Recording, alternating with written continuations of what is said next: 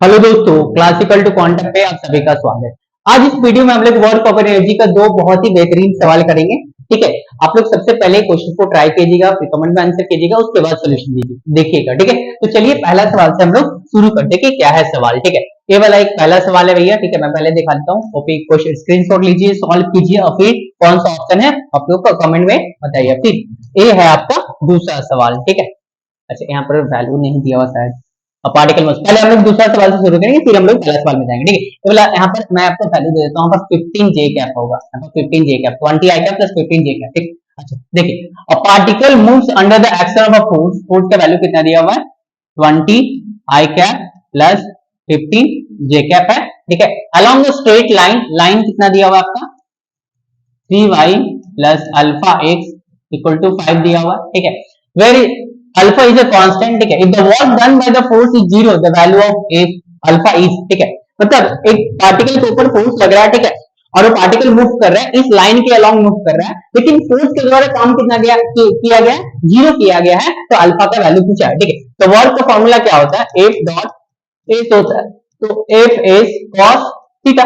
Force का value तो zero नहीं है, वर्क जीरो कब हो सकता है, आइदर फोर्स का वैल्यू जीरो तो वर्क जीरो, या डिस्प्लेसमेंट जीरो तो वर्क जीरो, लेकिन यहाँ पर ना फोर्स जीरो है ना डिस्प्लेसमेंट जीरो। ठीक है, cos थीटा जीरो कब होता है, जब थीटा का वैल्यू कितना हो 90 डिग्री। इसका मतलब फोर्स और डिस्प्लेसमेंट एक दूसरे से 90 डिग्री पे, तभी वर्क डन जीरो होगा। ठीक है, तो इस केस में कैसे करेंगे, ये फोर्स दिया हुआ भैया और ये आपका लाइन दिया हुआ। ठीक है, तो काम करते हैं कि जब दो लाइंस आपस में परपेंडिकुलर में रहता है, ठीक है, एक लाइन है ए L1 है L2 है, दो लाइन, अगर इसका स्लोप M1 है इसका स्लोप M2 है, दोनों परपेंडिकुलर हो तो M1 इंटू M2 क्या करते हैं -1 होता है। ठीक है, इसका मतलब ये दोनों लाइंस का इक्वेशन, फोर्स का लाइन का इक्वेशन और आपका लाइन का इक्वेशन, दोनों का जो स्लोप होगा मल्टीप्लायर कितना देगा -1 देगा। ठीक है, तो चलिए देखते हैं, हाँ करते हैं। फोर्स इक्वल टू कितना दिया भैया 20 i cap plus 15 j cap. अच्छा तो ऐसे बना लेते हैं, एक्स में कितना है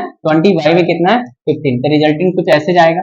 तो ये एंगल कितना है, एंटी क्लॉकवाइज डायरेक्शन में एक्स एक्सिस कितना एंगल बना रहे हैं, मान लीजिए थीटा, तो tan थीटा निकाल सकते हैं, पर tan थीटा ये वाला परपेंडिकुलर रह जाएगा 15 बाय 20, 5 3 से 15, 5 4 20, 3 बाय 4, 3 बाय 4, 3 बाय 4, ये आपका स्लोप आ गया जिसको मैं m1 बोला। ठीक है, और दूसरा लाइन जो दिया हम लोग का 3y plus alpha x equal to 5, 3y plus alpha x equal to 5, हम लोग को क्या चाहिए आपका स्लोप चाहिए, तो यहाँ पर क्या करेंगे 3y equal to 5 minus alpha x. ठीक है, y equal to 5 by 3 minus alpha x by 3, 3 इधर आएगा, दोनों में डिवाइड हो जाएगा, यही होता है ना। y इक्वल टू क्या होता है आपका mx प्लस c, तो x के साथ जो एसोसिएट रहता है, x के साथ जो रहता है उसको हम लोग स्लोप बोलते हैं। x के साथ कितना है यहाँ पर माइनस अल्फा बाय 3, तो यहाँ पर जो स्लोप आएगा लाइन का m2 माइनस अल्फा बाय 3 आएगा। अब ये दोनों स्लोप को मल्टीप्लाई करके m1 इंटू m2 करके कितना आएगा -1 आएगा। ठीक है, तो चलिए करते हैं m1 into m2 equal to -1, तो 3 by 4 into minus alpha by 3 equal to -1, -1 cancel हो गया, 3 3 कैंसिल हो गया, तो अल्फा बाय 4 इक्वल टू 1 है, तो अल्फा का वैल्यू कितना होगा भैया 4, जो आपका अल्फा जो कांस्टेंट था उसका वैल्यू कितना है 1। ठीक है, सॉरी 4 है, ऑप्शन डी होगा। ठीक है, आप लोग अगर मैच किया तो कांग्रेचुलेशन। ठीक है, तो ये सिंपल सवाल था। ठीक है, तो फोर्स और ये आपका लाइन दिया था, जब भी ऐसा सवाल आए वर्क डन जीरो बोले, फोर्स भी लग रहा है और डिस्प्लेसमेंट भी हो रहा है, वर्क डन जीरो हो सकता है, तो एक ही केस हो सकता है, थीटा का वैल्यू कितना हो 90। ठीक है, अच्छा जो कूली वाला होता है ना, कूली वेट लेके चलता है, ठीक है, तो वर्क डन में कूली कितना होता है जीरो होता है, क्योंकि कूली फोर्स ऊपर की तरफ लगाता है और डिस्प्लेसमेंट ऐसे होता है। ठीक है, तो 90 डिग्री आता है, वर्क डन कितना था जीरो आता है।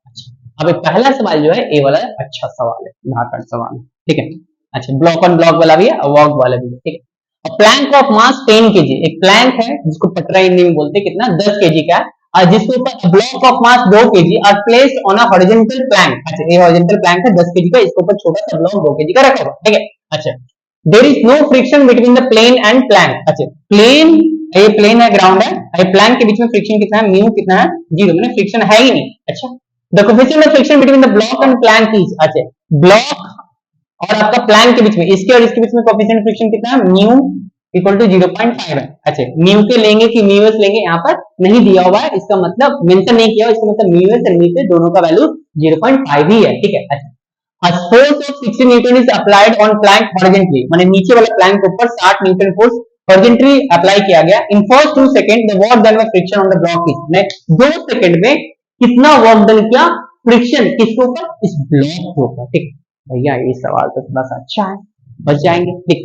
तो देखिए सबसे पहले हम लोग को पता करना होगा कि दोनों ब्लॉक साथ में चलेगा या नहीं चलेगा, वो पता करना होगा, ठीक है। तो कैसे पता चलेंगे, कैसे पता करेंगे, अगर दोनों साथ में चले तो इसको पहले हटा देते हैं, इस फोर्स जो है ना ए वाला को हटा दे, मान लीजिए एक लग रहा है कि मैक्सिमम फोर्स कितना इसके ऊपर लगेगा कि दोनों साथ में चलेंगे। तो पहले हम लोग को मैक्सिमम फोर्स निकालना होगा, ठीक है। तो मान लीजिए दोनों साथ में चल रहा है ए एक्सेलरेशन से, ठीक है। तो ए एक्सेलरेशन कितना हो गया, a net equal to mass into acceleration, net force कितना, ए मास कितना, दोनों को जोड़ के 10 + 2 कर देते हैं, ठीक है। अगर पूरा आपका एक प्रोसेस से जानना है ब्लॉक ऑन ब्लॉक वाला, मैं ऑलरेडी इसके ऊपर 1 घंटा 20 मिनट का ब्लॉक ऑन ब्लॉक वाला पे वीडियो बना चुका हूं। आप लोग क्लासिकल टू क्वांटम टाइप कीजिएगा, ब्लॉक ऑन ब्लॉक लिखिएगा तो वो पूरा वीडियो आ जाएगा, पूरा देखिएगा, पूरा कंसेप्ट क्लियर किया हुआ है, नीट से लेकर एडवांस तक सब पढ़ा दिया उसमें, ठीक है। क्वेश्चन भी सुंदर सुंदर करवाए, ठीक है। तो ए शॉर्टकट भी बताया, तो ए इक्वल टू कितना आ जाएगा, टोटल मास 10 + 2 इनटू एक्सेलरेशन कितना ए, तो ए इक्वल टू कितना आ गया आपका 12 ए, ठीक है। अब कौन सा ब्लॉक है जिसके ऊपर फ्रिक्शनल फोर्स लग रहा है, सिर्फ इसको 2 kg ऐसा ब्लॉक है जिसके ऊपर सिर्फ और सिर्फ फ्रिक्शनल फोर्स लग रहा है। तो ये जब ये वाला नीचे वाला ब्लॉक के ऊपर फोर्स लगाएंगे मैंने प्लैंक के ऊपर, तो ये आगे भागेगा, तो 2 kg वाला ब्लॉक पीछे छूटेगा, तो फ्रिक्शन की वजह से मैंने एक जब ये पीछे छूटेगा तो 10 kg इसको आगे खींच लेगा, कौन सा फोर्स है, फ्रिक्शन फोर्स है, ठीक है।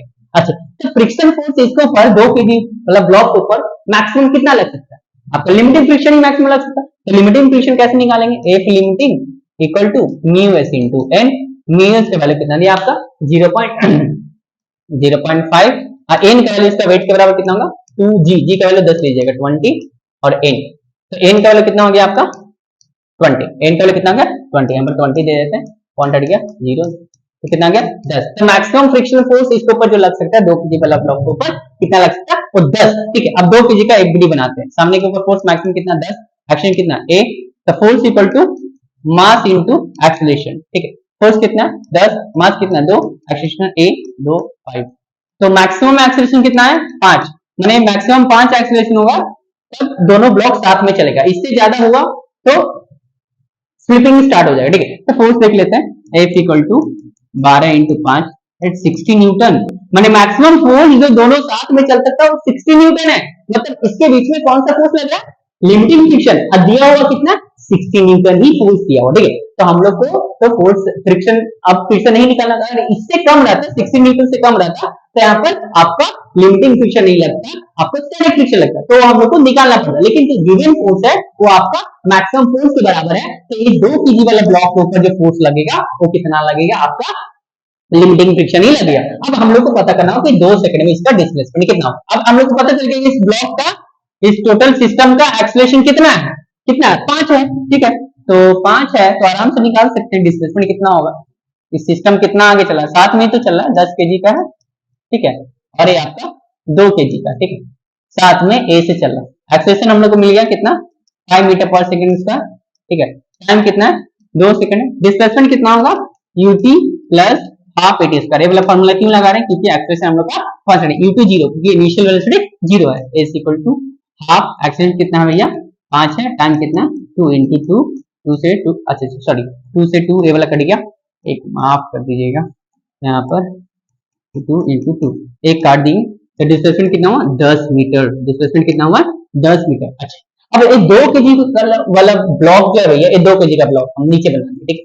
फ्रिक्शन फोर्स सामने लग रहा है, कितना लग रहा था फ्रिक्शन फोर्स, मैक्सिमम ही तो लग रहा था 10, ठीक है, ये फ्रिक्शन फोर्स कितना 10 लग रहा था, डिस्प्लेसमेंट सामने की तरफ कितना हुआ भैया आपका 10 मीटर, तो work done by friction F × S होता है, तो F S cos 0 हो जाएगा, क्योंकि फोर्स और डिस्प्लेसमेंट दोनों सेम डायरेक्शन है, तो फोर्स कितना है 10 और डिस्प्लेसमेंट कितना है 10, तो 100 जूल होगा, ठीक है, 100 जूल होगा, क्योंकि फ्रिक्शन फोर्स और आपका आई मीन डिस्प्लेसमेंट दोनों सेम डायरेक्शन, ठीक है। तो ऑप्शन आपका बी होगा 100 जूल, आप लोग को आ गया है तो बहुत अच्छा, ठीक है। तो यही 2 सवाल था। आप लोग ऐसे ही पढ़ाई करते रहिए। हम लोग अगले वीडियो में मिलेंगे बहुत ही प्यारे सवाल के साथ, कंसेप्ट के साथ। धन्यवाद।